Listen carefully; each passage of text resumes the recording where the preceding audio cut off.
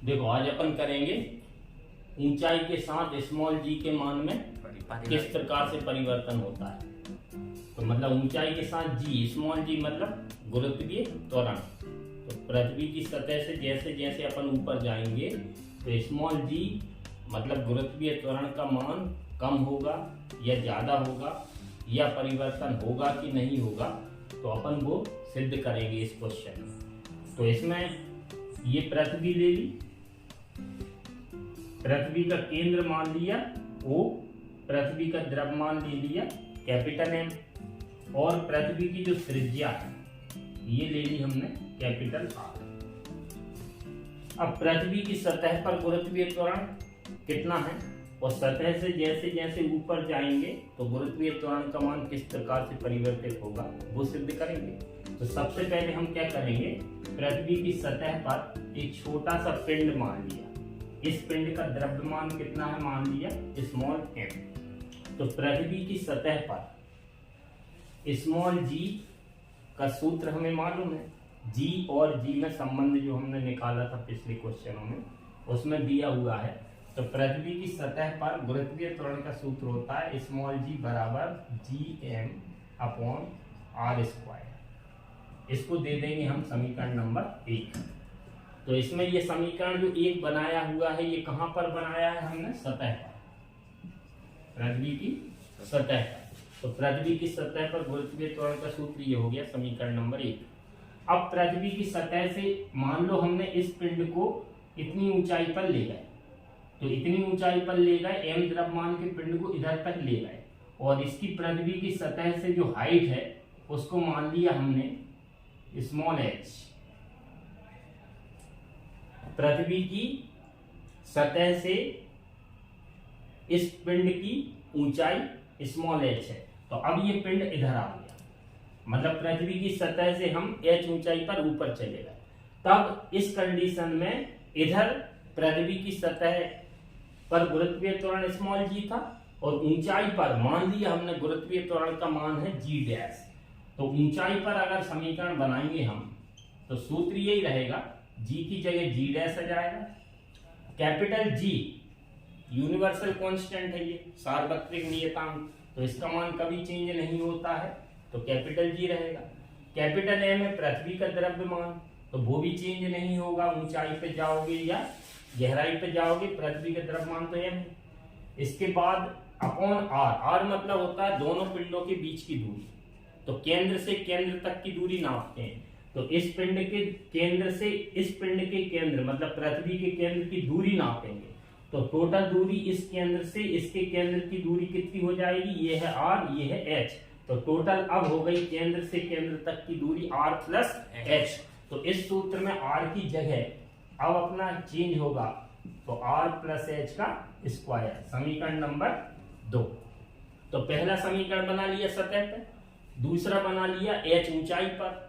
अब हमें परिवर्तन निकालना है, तो इसके लिए क्या करेंगे हम, समीकरण 2 में समीकरण 1 का भाग देने पर, समीकरण 2 में समीकरण 1 का भाग दे रहा है, तो LHS के बटे में LHS लिखेंगे, RHS के बटे में RHS लिखेंगे, लेकिन 2 में 1 का दे रहा है, तो समीकरण 2 ऊपर लिखाएगा, समीकरण 1 नीचे आएगा।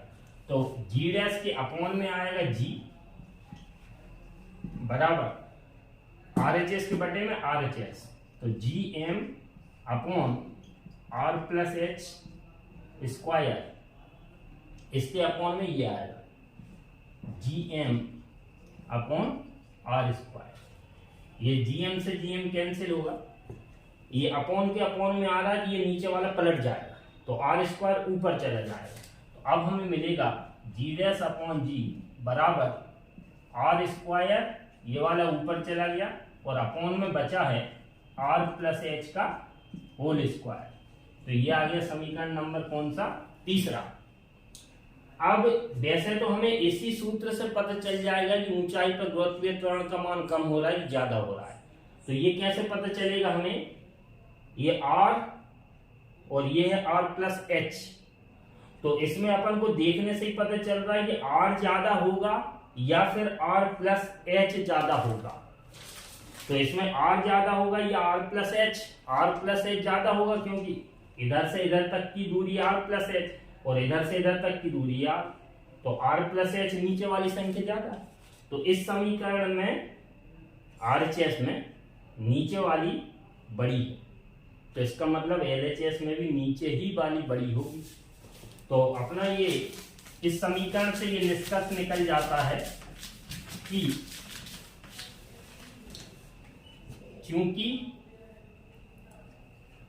R का मान छोटा है R प्लस एस से, इसलिए ये मान छोटा है ऊपर वाला नीचे वाले से, तो एलएचएस में भी जी डैश ऊपर वाला मान छोटा होगा जी से।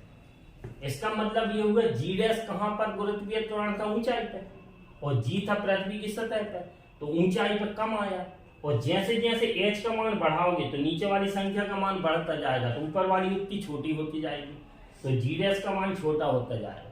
तो इससे समीकरण 3 से ये निष्कर्ष निकला कि जैसे जैसे हम पृथ्वी की सतह से ऊंचाई पर जाते जाएंगे तो गुरुत्वीय त्वरण का मान कम होता जाएगा और अनंत दूरी पर चले जाएंगे तब इसका गुरुत्वीय त्वरण का मान शून्य हो जाता है।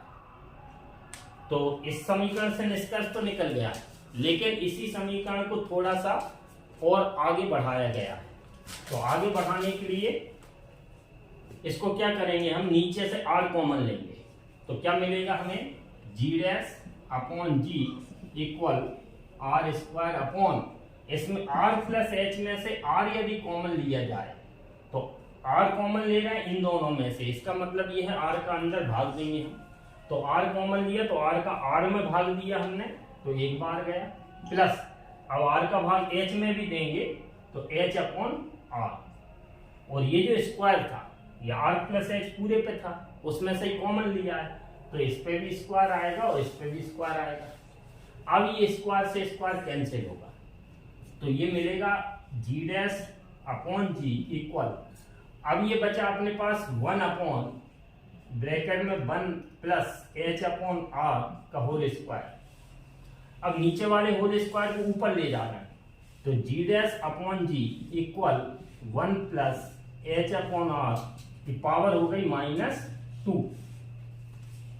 ये होल स्क्वायर था, इस पूरे ब्रैकेट को ऊपर ले गए तो घात का चिन्ह चेंज हो गया, +2 की जगह घात कितनी बन गई अब? -2।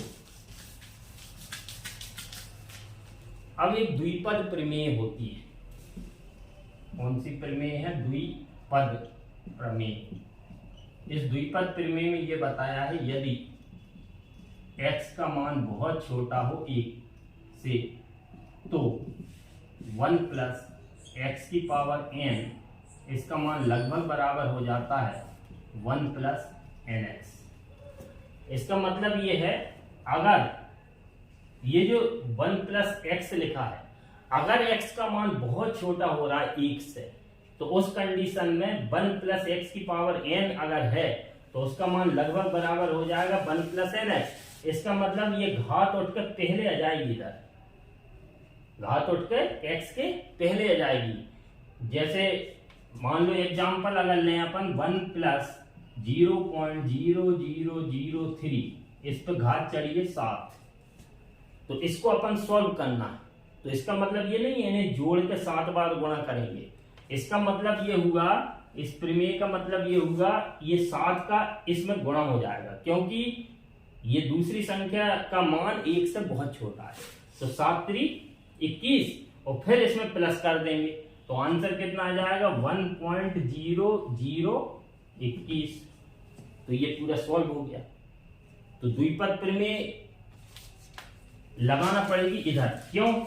क्योंकि इसमें जो h है ऊंचाई वो बहुत छोटी है, किसकी तुलना में?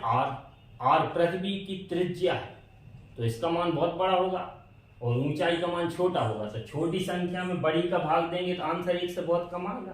तो इसका मतलब ये हुआ h बहुत छोटा है r से, तो इसलिए h बटे r बहुत छोटा आएगा 1 से, तो बहुत छोटा आ रहा है ये वाला मान 1 से, इसलिए द्विपद प्रमेय का सूत्र लागू होगा, तो ये घात उठ कर पहले आ जाएगी।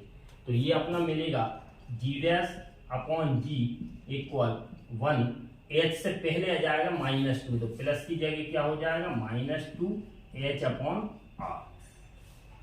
अब ये जो g है इसको उधर ले जाओ तो अपॉन में है, इधर इनटू में आ जाएगा। तो g डैश का सूत्र बनेगा g डैश बराबर g 1 - 2h/r। ये अपना फाइनल आंसर है। तो पृथ्वी की सतह से ऊंचाई पर जाने पर गुरुत्वीय त्वरण का मान धीरे धीरे कम होता जा रहा है और अनंत दूरी पर जाकर उसका मान कितना 0 हो जाता है। और जो समीकरण 3 बना था, अगर न्यूमेरिकल सॉल्व करेंगे तो वही सूत्र लगाएंगे, लेकिन ये वाला फॉर्मूला कब लगाएंगे जब ऊंचाई का मान त्रिज्या से बहुत कम हो। जैसे पृथ्वी की त्रिज्या होती है लगभग 6400 किलोमीटर। अब क्वेश्चन में दे दिया कि हमें 2000 किलोमीटर ऊंचाई पे निकालना है, तो h का मान बहुत छोटा नहीं हुआ r की तुलना में, तो उस टाइम कौन सा सूत्र लगाएंगे, समीकरण 3 वाला। लेकिन उन्होंने बोल दिया कि पृथ्वी की सतह से 10 मीटर की दूरी पर गुरुत्वीय त्वरण निकालना है, तो 10 मीटर और ये इसका मान है 6400 किलोमीटर। तो उस कंडीशन में h का मान बहुत छोटा हो गया ऊंचाई का, तो उस कंडीशन में न्यूमेरिकल सॉल्व करने के लिए हम ये वाला फॉर्मूला लगाएंगे। ठीक है, उम्मीद है क्लियर हो गया होगा।